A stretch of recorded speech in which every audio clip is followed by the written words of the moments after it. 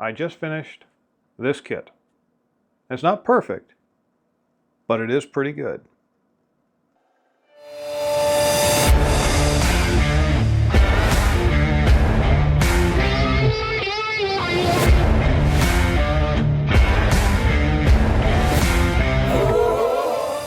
Welcome back, everyone. Today we are looking at the Pack 40 from MiniArt in 1/35 scale. And I really like the box art. I like the box art so much, in fact, that I'm going to be building a diorama inspired by this scene. So stick around throughout the year. You're going to see a bunch of projects building up to that. Speaking of the Pack 40 itself, however, there are some things to talk about. First, we've got, this is an amazing kit. It has tons and tons of detail. You've got multiple build options. You've also got tons of little parts, which is a good thing, but can be just a little bit challenging. Last thing I want to talk about before we get into the review is just some quick housekeeping. I have put affiliate links in the description below for all the different things you're going to see in the video. That's the kits, that's the paints, that's the wire, all of that stuff is down in there. No extra cost to you guys if you use those links. Just earns me a small commission and really helps the channel out. So there we go, done paying bills. Let's get into it. Right out of the box, presentation is excellent. The part count is high, which is a reflection of the number of details in the kit as well as the build options.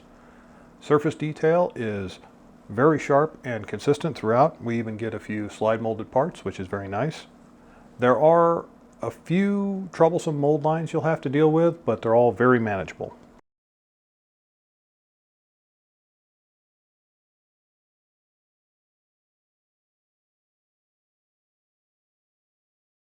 Also included in the kit is a photo-etch fret, and it is done very nicely. I will say, personal opinion here, that occasionally, again in my opinion, MiniArt kind of overuses the photo-etch. As an example here, the little photo-etch ring for going on the front of the muzzle cover. I'm not sure why that's not just molded on the part. Also included in the kit are decals by Cartograph. Now, I have mentioned this a few times, but one of the big strengths of this kit is build options. In this kit you get 3 standard poses, 2 transport positions and 1 combat position. I built mine in transport position number 2. That's the same configuration that you see on the box art. One small note that I want to make here is there is no option to build it with the optic stored, which, you know, it would have been stowed away during transport. So that's not a deal breaker by any means. It's incredibly easy to modify that part and remove the scope from it. But it's just one of those things that stood out and seemed like a little bit of an oversight to me. The build is pretty straightforward, but this is not a kit you can build on autopilot.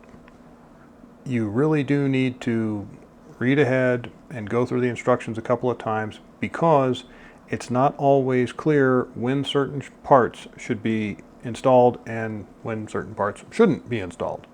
So read the instructions carefully. One particular part of the build experience I want to draw your attention to is step 3. Now, MiniArt has you using some wire here to serve as the hydraulic lines, but they don't tell you what diameter of wire to use. That seems like a little bit of an oversight for less experienced modelers. Having said that, I used 0.3 millimeter wire and I didn't have any issues. And here is past me talking about that particular step in detail. Okay, I want to talk about a few things about the chassis. First things first, getting these pieces. I actually broke one of these pieces, these photo etch pieces, when I was trying to bend it to the correct shape. We'll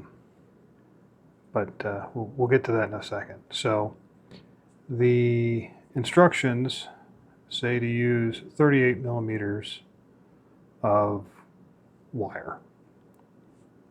I did not trust that number, and I am thankful I didn't. I used 50 millimeters, and then that gave me plenty of wiggle room so that I could make adjustments as needed. And what I recommend, let me get a piece of wire so I can demonstrate real quick. I used 0.3 millimeter wire for this. And what I would suggest you do is you get your piece of 50 millimeter wire, 50 millimeter piece of wire, and one of the first things I think you'll want to do is, if I use the correct tool, this will work better. There we go. You're going to want to get your bend. You've got a 90-degree bend, right, that goes into these little cylinders, okay? And that comes up and over like this. So you've got your 90-degree bend. You're going to want to make a little saddle, kind of like this. You'll want to adjust it accordingly to make it, you know, fit. But once you've got that little saddle in there, like that, where you can kind of feed it over and through, you're going to want to do that first, so that way you can feed the wire in through here and then bring it down around this adjustment valve right there. That'll let you drop it in, because trying to feed it, trying to connect it there and then wrap it around is a nightmare. And then once you've got that in place, you can glue it into here. You can get it flattened out and just glue the wire down directly onto the chassis. And again, once you go the long end of that saddle, you'll fold over at this point, basically like that. It's going to come over just like that, and then it's going to run up along the frame of the chassis. And there's another piece of photo etch here. That's actually a lot easier to deal with. But these two pieces of photo etch are a pain. So once you get that glued into place and you get this bent over at 90 degrees, you're going to have some excess wire, and that's okay. But I would suggest you be cautious about setting that up. And you can leave this piece of photo etch off until you've basically worked all of this stuff out to where it's roughly correct. And then what I suggest is you take that full piece. I tried recording this and I couldn't do it while I was doing it without getting my hands in the way. But without bending it, I just glued it directly onto here and laid put it underneath the wire and waited for it to cure. Once it was fully cured, I then just bent it over the wire and crimped it into place, and that was super easy. So I think you might want to take that approach when putting on these two particular pieces of photo etch. For these pieces of photo etch, I don't actually have any advice because I kind of failed on both of them. This one didn't go on very cleanly. It's kind of a mess. This one I broke trying to bend it and get it into place. And I took a piece of brass that I have and just cut it roughly correctly and put a couple holes in it. And hopefully you won't really see that when it's all painted. But yeah.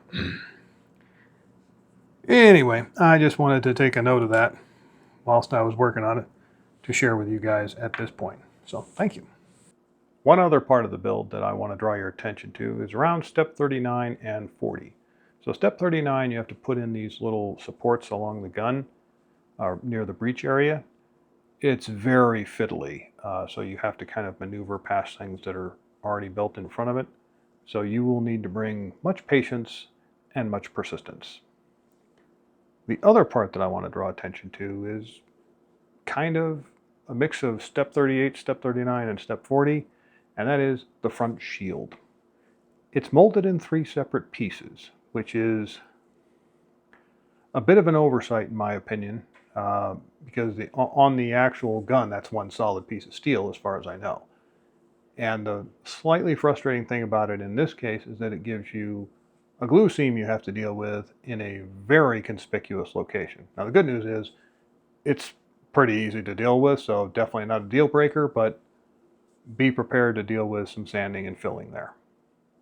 For painting, the base color is Dunkelgrau, and I was originally going to use real colors, but I didn't have enough. So I ended up having to repaint it again using AK 3rd Gen acrylics, and that worked out very nicely.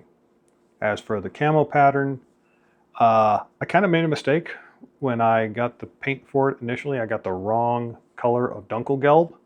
I got the variant version, which is too light, and I was very stubborn and I kept painting with it thinking, no, this is right, this is right. And then finally I gave in and said, no, this is wrong. And I went and double checked, and yes, I had the wrong color of paint. But in the end, I painted on there with the correct color of paint, which is the Dunkelgelb initial, which is kind of it almost looks like gray poupon mustard. It's just, yeah, it's that color. Okay, I want to have a little nerdy story time about the camo pattern. Okay, so this is a non-standard camo pattern. It likely would have been applied in the field by the gun crew. This is, by the way, this is all in my imagination. I don't have any factual evidence to back this up. I just know that it's not a standard camo pattern, and in my mind, that means some poor schmucks out in the field got handed a can of paint and wished the best of luck. So, you can just imagine the gun crew being handed what likely would have been a half a can of Dunkelgelb paste and then left to their own devices. And that stuff has to be thinned down before you can use it, so they probably would have thinned it down with gasoline, and then they just would have painted it on their own. And it likely, this would not have been in good conditions, and very likely they would have painted it in kind of a rest or a transport position.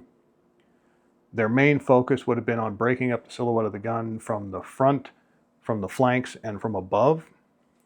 And they're not going to worry about it being perfect. So with that in mind, I kind of made it look imperfect and uneven. So, other things, there likely wouldn't have been much paint on the underside. Maybe on the underside of the barrel, because they could have gotten to it. But on the underside of the trails, I tend to doubt it. But, and the other thing is, I imagine they would have intentionally avoided trying to put that paint into high contact areas. So they probably would have avoided painting the handles and places like the shoulder guard for the gunner. I mean, that place is almost always bare metal once it's seen heavy use. So yeah, that was my mindset when I was going through painting it. And if the paint doesn't look, the paint pattern looks a little rough, that's why.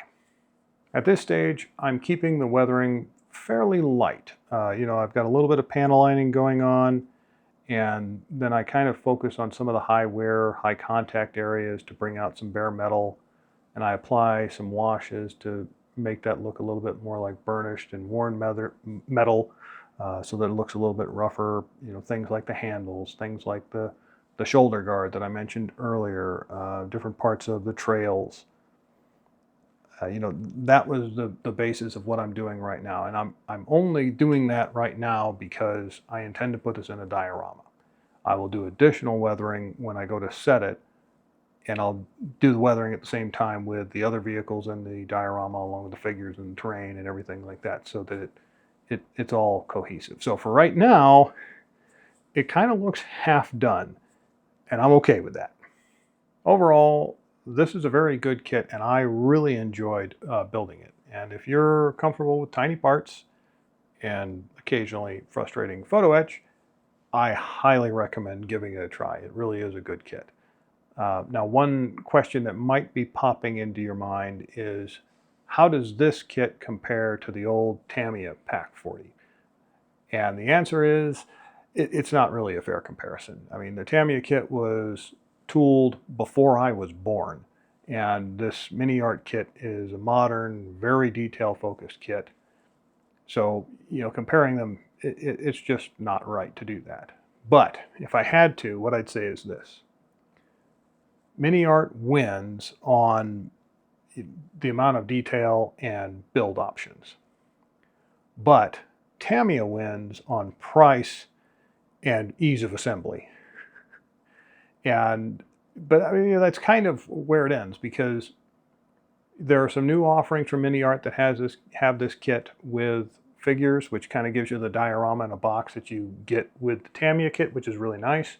But it's at a price point that's significantly higher than the Tamiya kit. And the Tamiya kit is very, very available. I mean, you can find that just about anywhere. It's sitting on a shelf in your local hobby shop, probably. I mean, and it's always available online. So, you know, there's trade-offs back and forth, and I couldn't pick my favorite personally. I mean, I would happily build either one of these kits again, and I generally don't like to build kits that I've already built, but I would make an exception for either one of these.